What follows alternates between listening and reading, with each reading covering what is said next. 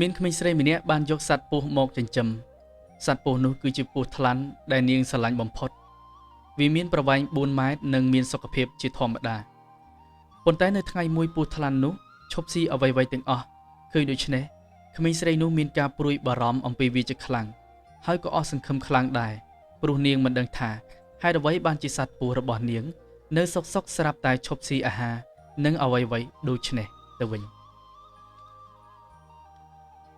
ដោយភាពមិនអស់ចិត្តនាងបានទៅជួបពិគ្រោះជាមួយនឹងគ្រូពេទ្យសត្វហើយបានរៀបរាប់អំពីស្ថានភាពរបស់វា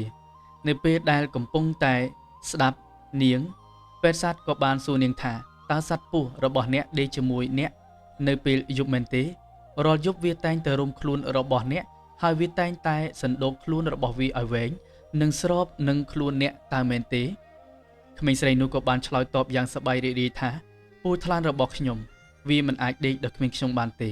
ប៉ុន្តែចាប់តាំងពីពេលនោះមកវាមិនស៊ីអ្វីៗទាំងអស់ហើយវាតែងតែពន្លូតខ្លួនរបស់វា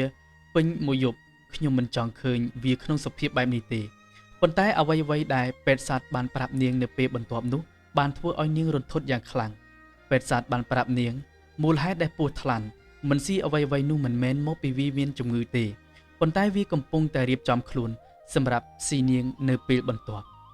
ពេទ្យសត្វបានបញ្យល់មួយតាំងពីពេលដែលពស់បានរុំខ្លួនជុំវិញខ្លួនរបស់នាងថាចំណែកការដែលរុំខ្លួនរបស់នាងមិនមែនវាស្រឡាញ់នាងទេគឺវាចង់ស៊ីគឺវាចង់វាស់ឲ្យដឹងពីទំហំរបស់ខ្លួននាងហើយអាហារពេលល្ងាចដ៏អស្ចារ្យរបស់វាគឺជារូបនាងនេះហើយពេទ្យសត្វបានប្រាប់នាងថាសត្វពស់បានរៀបចំរួចរាល់សម្រាប់ការវាយប្រហារនឹងស៊ីនាងនៅពេលបន្ទាប់ការដែលវាមិនស៊ីអ្វីៗព្រោះដើម្បីទុកពស់របស់វាឲ្យនៅទទេស្អាតសម្រាប់អាហារពេលល្ងាចរបស់វាដែលអាចឲ្យវាងាយស្រួលក្នុងការខាំនិងលេបនាងចូលទៅក្នុងពោះរបស់វានីតិនេះចង់ផ្ដល់ការអប់រំដល់យើងថាពេលខ្លះមនុស្សដែលស្និទ្ធស្នាលជាមួយនឹងយើងហើយថ្នាក់ថ្នមយើងគឺមិនមែនសុទ្ធតែជាមិត្តដ៏ល្អរបស់យើងទេ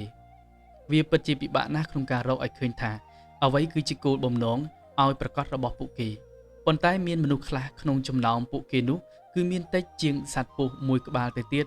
ដែលជាអ្នកបំពុលជីវិតរបស់យើងហើយប្រើប្រាស់យើងដោយយើងមិនបានដឹងអ្នកត្រូវតែបំបីខ្លួនរបស់អ្នកចេញពីមនុស្សប្រភេទនេះហើយកាត់ផ្ដាច់ពួកគេចេញពីជីវិតរបស់អ្នកមុនពេលដែលពួកគេអាចព្រោះពឹសរបស់គេទៅកាន់អ្នកបានសូមអរគុណសម្រាប់ការតាមដានស្ដាប់សូមជម្រាបលា